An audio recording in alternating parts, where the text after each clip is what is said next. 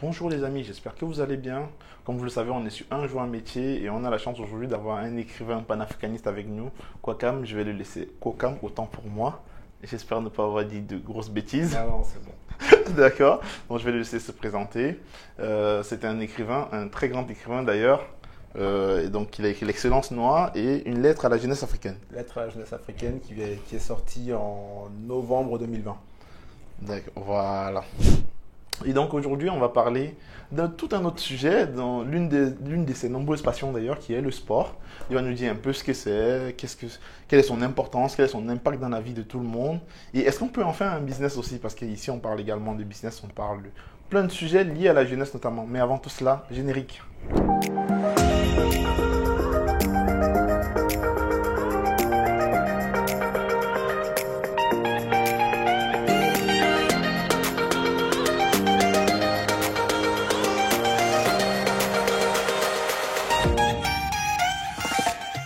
Bonjour Koka, Bonjour, ça va? ça va et toi? Ça va, ça va. Donc merci d'avoir pu trouver du temps pour pouvoir nous accorder un peu de ton expérience, partager avec nous tout ce que tu sais.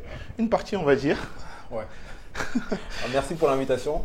C'est vraiment pour moi toujours un plaisir en fait de parler de tous ces sujets-là, tout ce qui touche à l'Afrique, à l'éducation, etc. C'est vraiment toujours intéressant. Il n'y a pas assez de contenu, je pense. Et donc, félicitations déjà pour ta chaîne. Merci, merci. C'est vrai qu'on essaye d'apporter, on va dire, de la valeur aux nôtres et également même les gens qui vivent ici, hein, parce Bien sûr. que je tiens à préciser on travaille essentiellement pour les jeunes parce que je pense que l'orientation c'est quelque chose d'important et on n'en parle pourtant pas assez, alors que l'avenir de demain ça appartient aux jeunes d'aujourd'hui. Bien sûr. C'est quelque chose qu'il faut le dire clairement. Mais avant tout ça, qui est Kokam réellement? Bien, je suis un éducateur sportif. J'ai 40 ans, je suis le coach de l'équipe de Lyon de ring hockey. Donc, le coach principal, je m'occupe de l'équipe senior, mais aussi des plus jeunes de l'équipe. Je suis aussi, comme tu l'as dit, auteur panafricaniste. J'ai écrit 2 livres et je sors le calendrier panafricain tous les ans depuis quasiment une dizaine d'années. Ah oui. Je pense qu'on fera d'ailleurs une vidéo dédiée à tes œuvres, hein. D'ailleurs, je vais prendre la peine d'abord de les lire et mieux me préparer, mieux m'armer et je pense qu'on tournera une vidéo. Peut-être même pour chacun carrément parce qu'il faut dire que je trouve que les sujets panafricanistes ne sont pas, il n'y en a pas assez en tout cas. Je pense que c'est un sujet qui aujourd'hui est peut-être délaissé par une bonne partie et ou méconnu même. C'est l'impression que j'ai. Il y a, et d'ailleurs c'est aussi un des buts de ce livre-là, ça permet de préciser les choses. Il y a une espèce de mouvement de fourre-tout autour de tout ça. On dit panafricaniste et tout le monde utilise ce mot un peu à tort et à travers. Malheureusement, on a aussi des personnes qui n'ont peut-être pas les qualités intellectuelles requises pour en parler, qui sont parfois sur le devant de la scène et qui pour moi, souillent un petit peu ce mot et cette idéologie. Donc c'est important de repréciser les choses, de recadrer, de mettre en place, de redéfinir les objectifs et que chacun en fait puisse savoir en des mots simples et avec des points précis ce qu'est le panafricanisme et quels sont les objectifs. D'accord, ok. Donc, on fera la deuxième vidéo, on parlera essentiellement notamment du retour en Afrique. Et cette vidéo, comme je le disais, on va essentiellement rester dans l'une de tes passions, qui est notamment le sport. Et donc, l'idée, en fait, c'était de savoir déjà quelle est la place du sport dans la vie d'un être humain en général. Alors, donc le sport au quotidien, évidemment, ça va vous permettre d'être moins malade, puisqu'on sait que l'un des problèmes mondiaux, un problème de santé mondial actuellement, c'est l'obésité et les maladies cardiovasculaires. Qui sont intrinsèquement liés à la non-pratique du sport finalement. À la non-pratique du sport, puisque le manque d'activité, évidemment, voilà, fait qu'on a une accumulation de graisse, une mauvaise circulation, etc. Donc ça va avec. Donc ce qu'il faut, c'est évidemment bien manger, ne pas fumer, etc., etc. Donc, tout ça, ça va un peu dans le même écosystème, on va dire, pour éviter ces maladies. D'accord. Et il faut savoir que c'est les maladies cardiovasculaires sont parmi les plus importantes au monde. D'accord, donc le fait de ne pas faire du sport littéralement. Ouais, la sédentarité. Ok. Et finalement, quel est l'impact du sport? Je veux dire, est-ce que tu penses qu'il y a un lien entre la pratique sportive en entrepreneuriat, par exemple, et la réussite dans son business ou pas? Alors, ce que tu veux me dire, c'est que est-ce qu'un entrepreneur peut faire du sport pour améliorer son business, par exemple? Par exemple, Ça a une oui, influence sur son exactement. business. Est-ce que ça peut avoir une influence sur les résultats? Alors, je ne peux pas dire oui ou non, mais ce que je peux dire, c'est que la discipline sportive est adaptable à la discipline dans ton business. On sait bien qu'on ne peut pas être. Moi, j'ai coutume de dire, et c'est souvent ce que beaucoup de sportifs disent aussi, il n'y a pas de talent, il y a que du travail. Voilà, ce qu'on appelle talent, en fait, souvent, c'est aussi quand même du travail finalement. À part quelques exceptions, globalement, un gars qui est fort en sport, c'est parce qu'il a travaillé. C'est parce qu'il a réfléchi, des choses comme ça. Mais ce n'est pas forcément du talent brut, ça n'existe pas tant que ça finalement. Et donc, cette discipline que tu vas avoir dans ton sport, c'est à toi de la transférer dans ton business. D'accord. Parce que tu ne peux pas être fort en sport sans travailler. Totalement. Ouais. Et tu vas tout de suite l'intégrer. Autant si tu fais quelque chose de plus complexe comme un business, justement, parfois on peut travailler, mais un peu dans le vide, on peut se tromper, etc. Et on n'a pas on ne gagne pas beaucoup d'argent. En sport, dès que tu vas travailler un peu, tu vas voir tout de suite les résultats. Voilà. Même quand tu parfois travailles un peu mal, on ne travaille pas toujours de façon très optimisée, tu vois quand même des résultats. Donc il y a vraiment ce côté-là, discipline, travail, effort, qu'on peut transférer après sur les côtés business. D'accord. Et dans un concept occidental comme celui dans lequel on est aujourd'hui, où le temps est finalement roi, où c'est compliqué d'avoir du temps, on est toujours pris soit par le travail, soit par la famille, soit par les enfants et bien d'autres occupations, comment on fait pour s'organiser? Est-ce que c'est facile d'arriver à insérer du sport dans sa vie quotidienne? Je peux donner des conseils. Faire du sport, ce n'est pas forcément faire 3 heures de sport par jour. Si c'est du sport santé, on a des séances de 20 minutes, 30 minutes. On peut quasiment tous trouver 30 minutes dans la journée à se consacrer. Souvent, vous pouvez très bien essayer de comptabiliser tout le temps, toute votre journée. Vous allez voir que vous perdez du temps parfois parce que vous allez juste faire un petit tour. Vous allez souffler, vous allez vous mettre devant la télé, vous allez faire du jeu vidéo. Et bien ce temps-là, vous allez devoir trouver 30 minutes dans ce temps-là pour le sport. D'accord. Donc c'est une question d'organisation surtout. C'est une question d'organisation. Et un peu de motivation, je dois le dire aussi. De volonté. C'est difficile, hein, vous êtes dans votre canapé, c'est compliqué parfois de se lever et de se dire, bon voilà, il va falloir que je me fasse violence, il va falloir que j'aille courir, il va falloir que j'aille faire des pompes. On n'a pas forcément envie, mais voilà, c'est une question de santé. D'accord. Mais du coup, prenons maintenant un cas de figure. Quelqu'un qui a abandonné le sport il y a peut-être 3 ans et qui doit reprendre et que même mentalement, c'est un peu difficile. Est-ce qu'il y a une préférence de discipline ou pas? Est-ce qu'un sport est préférable qu'un autre pour reprendre ou... Alors, est-ce qu'il y a un sport plus qu'un autre? Pas forcément. Par contre, ce qu'on peut conseiller, c'est de reprendre tranquillement. Voilà, il ne faut pas que la personne soit dégoûtée au bout d'une semaine. Il ne faut pas qu'elle se dise non plus j'ai des courbatures, j'arrête. Non, parce qu'elle aura forcément des courbatures au départ, c'est sûr. Quand on reprend le sport, on a forcément des courbatures. Donc il ne faut pas abandonner pour ça. Il faut trouver son rythme. Voilà, il faut se dire, ok, si je continue comme ça pendant 1 mois, 2 mois, 3 mois, 4 mois, est-ce que je vais tenir? Voilà, trouvez votre rythme. Il ne faut pas commencer, faire ne serait-ce que, je ne sais pas moi, 2 semaines, puis après arrêter 3 mois en vous disant c'est trop dur. Non, trouvez un rythme qui vous convient, mais faites-en régulièrement. Donc il n'y a pas de sport en particulier. Le mieux, avant même de s'inscrire quelque part, c'est peut-être de commencer par aller faire du footing pour un peu voir où est-ce qu'on en est. Au niveau cardio, au niveau musculaire, au niveau des cuisses, etc.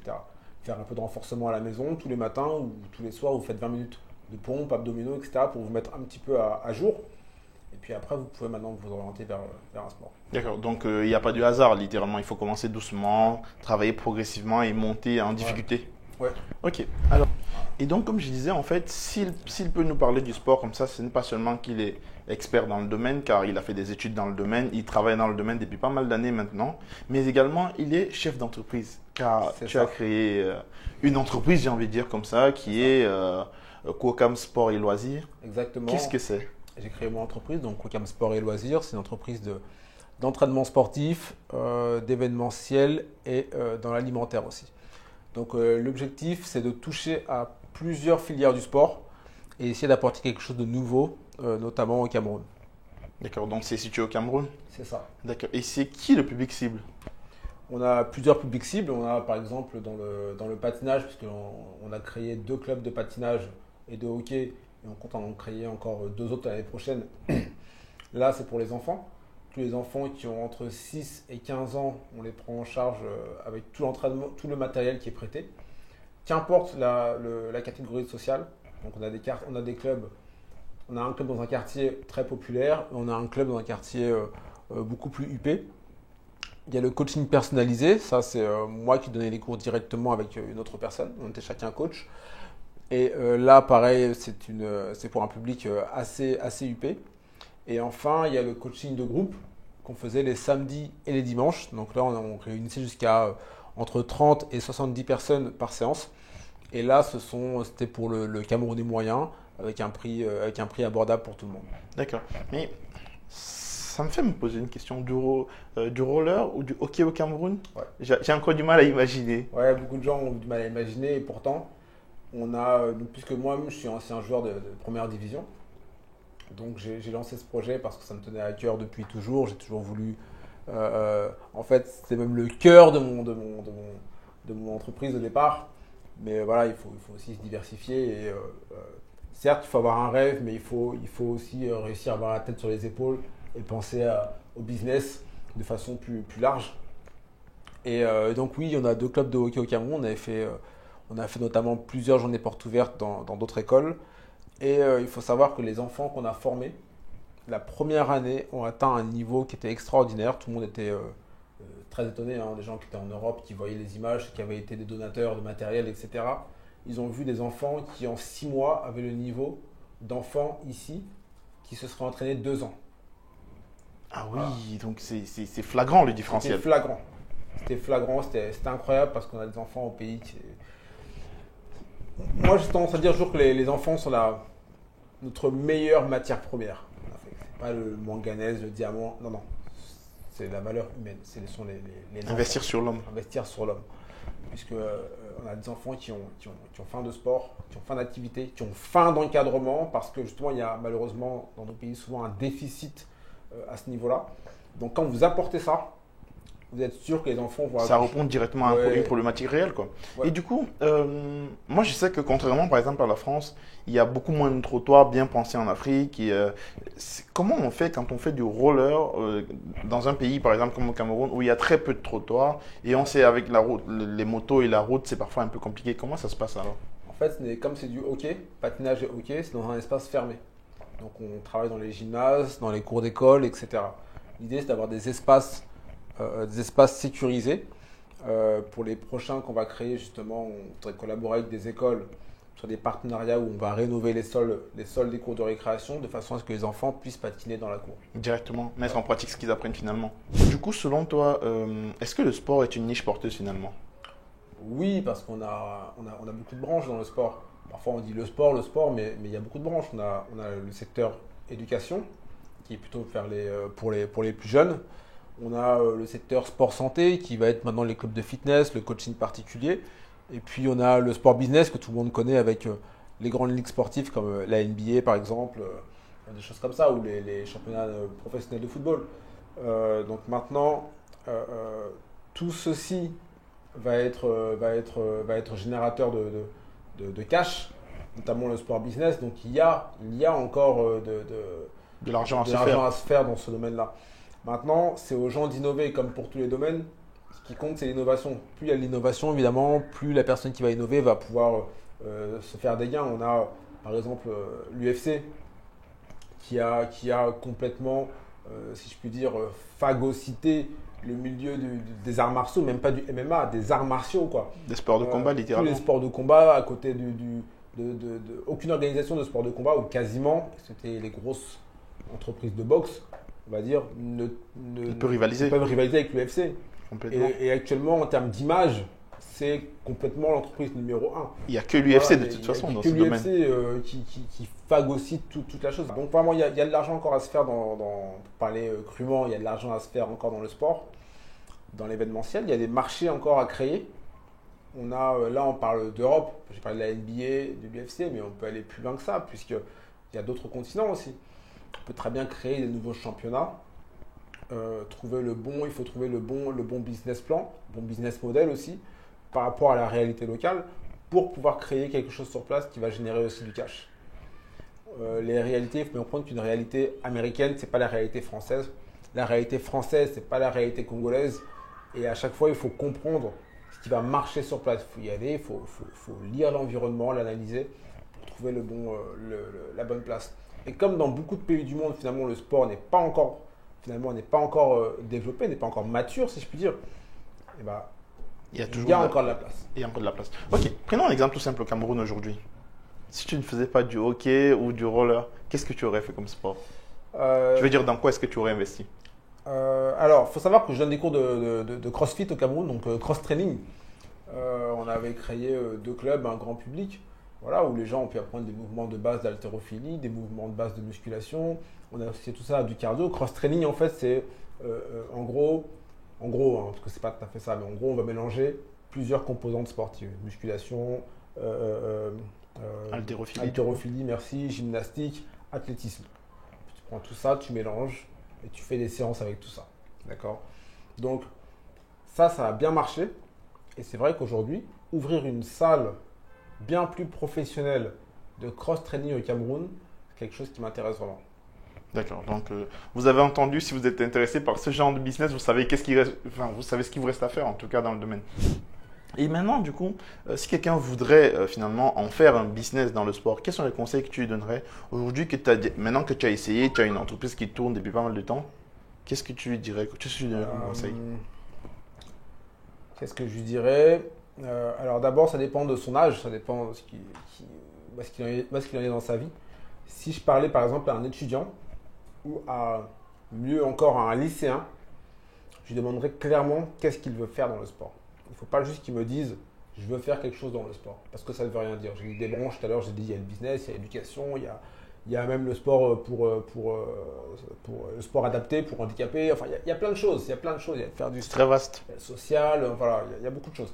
Donc, il faut d'abord qu'il te dise. Il faut que je lui demanderai qu'est-ce que tu veux faire exactement dans le sport. Ne me dis pas juste le sport, ça veut rien dire. C'est flou et après tu vas regretter. C'est maintenant que tu dois y réfléchir. Souvent, on a des gens qui vont vers les filières sportives parce qu'ils sont eux-mêmes sportifs. C'est moi-même ce que j'ai fait. Et on se dit, on va faire une filière sportive. Et puis dedans, on va voir. Mais en fait, on se rend compte quand on en sort que le monde du sport, notamment le sport business, n'est pas dirigé par des gens qui ont fait des filières sportives. Tu vois, donc si quelqu'un voulait investir dans le sport, je dirais qu'est-ce que tu veux faire? Et en fonction de ça, je dirais oui, tu dois aller en STAPS, en école de sport, etc. Ou non, va plutôt faire une école de commerce. Ça va être mieux adapté à ce que tu veux faire. Ok, donc je vais un peu essayer de résumer ce qu'il a dit. En gros, si par exemple, si vous êtes passionné par le sport, par la pratique du sport, c'est plutôt vers le STAPS qu'on doit aller si on est intéressé par la pratique. Mais si on est intéressé pour en faire que de l'argent et rien d'autre, c'est plutôt l'école de commerce en l'occurrence. Oui, même si malheureusement cette vision serait très francophone. Je pense que justement les sportifs doivent se réapproprier le sport. Quand tu es déjà fan de sport, tu connais ce sport, tu connais les sports sur le bout des doigts, etc., etc. Peut-être que si tu veux après contrôler le sport, fais une école de commerce. Fais une école de commerce, voilà, pour pouvoir contrôler le sport business. Après ça, plutôt c'est que de laisser à des personnes qui ne sont pas forcément des passionnés, etc. C'est plus des mathématiciens. On peut être les deux. Mais finalement, ça c'est quelque chose qu'on retrouve dans tous les domaines et notamment, je prends l'exemple par exemple, moi j'ai fait des études en mécanique. Et à la tête des entreprises de mécanique, ce n'est pas forcément des mécaniciens. Exactement. Pourquoi est-ce qu'on retrouve ça dans quasiment tous les domaines, puisque visiblement, en sport, on le retrouve? Parce que ce sont des gestionnaires. Alors, le nom de l'école m'échappe. Oui, ces gens qui font l'ENA, par exemple, sont des gestionnaires, tout ça. D'accord, c'est tout administratif. Donc, c'est prédéfini, finalement. Voilà. Eux, ils ne sont pas fans de quelque chose. Voilà, du tout. Ils sont là pour gérer. On a le même problème. Alors là, je vais partir un peu dans autre chose, mais pas longtemps. On a le même problème dans la médecine en France. Les hôpitaux ne sont plus gérés par les médecins. Depuis quelques années, et de plus en plus maintenant, les hôpitaux sont gérés par des gestionnaires. Ça veut dire que le médecin, lui, il a peut-être essayé qu'il a régulièrement 5 ou 6 opérations qui coûtent tant. Et avec l'avènement des gestionnaires, le gestionnaire va dire, cette année, le budget, c'est tant. On doit le réduire de tant. Donc, vous allez vous débrouiller pour que telle dame ou tel monsieur ou tel, au lieu de faire une semaine d'hôpital, il ne va faire que 3 jours. Donc on a maintenant des gestionnaires qui gèrent les hôpitaux et évidemment les médecins sont absolument pas d'accord et je pense que c'est un problème pour la santé, dans la santé. Dans l'éducation, je crois que ce n'est pas encore ça, pas à ce point-là en tout cas. Et dans le sport, eh bien oui, c'est ce que c'est actuellement. On a des gens qui gèrent le sport qui ne sont pas forcément les plus connaisseurs du terrain. Ou du moins pas les plus passionnés aussi Pas les plus également. passionnés. Ils sont là uniquement pour atteindre des objectifs alors Voilà. finalement. Voilà. Ok. Il en faut, hein. Il en faut, mais je pense que ces gens-là doivent être toujours un peu sous contrôle de gens qui, eux, maîtrisent vraiment le sujet. J'espère que vous êtes restés jusqu'à la fin de la vidéo et que vous avez pris du plaisir à regarder celle-ci, à écouter Kokam qui nous partageait de son expérience. Car il a énormément d'expérience et j'espère que dans les jours à venir ou dans les mois à venir, il interviendra encore sur la chaîne. Merci à toi également d'avoir trouvé du temps pour pouvoir nous parler un peu de ton savoir-faire, notamment dans le sport. De rien, merci à toi surtout d'avoir invité. C'est un plaisir vraiment de parler de ça et c'est vrai que je pourrais en parler des heures, des heures et des heures, mais bon, malheureusement on doit s'arrêter avant. D'accord. Et où est-ce qu'on peut trouver tes bouquins finalement? Alors ils sont trouvables sur mon site personnel, quocam.com ou en librairie Taméry qui est en plein Paris, la librairie Présence africaine aussi qu'on trouve à Paris. D'accord. Et au Cameroun? Au Cameroun, c'est à la camerounaise, donc il faut m'envoyer un mail ou m'appeler. Moi, j'appelle une personne sur place qui garde les livres et qui va pouvoir les vendre. D'accord, ok. Pour son site, vous le verrez directement dans la barre de description. Je me chargerai personnellement de mettre dans la barre de description. Merci à vous d'avoir regardé jusqu'ici. C'était Herman. Et pensez à vous abonner et à partager la vidéo car c'est très important que le contenu soit connu et su de plein de monde. Merci. Ciao, ciao.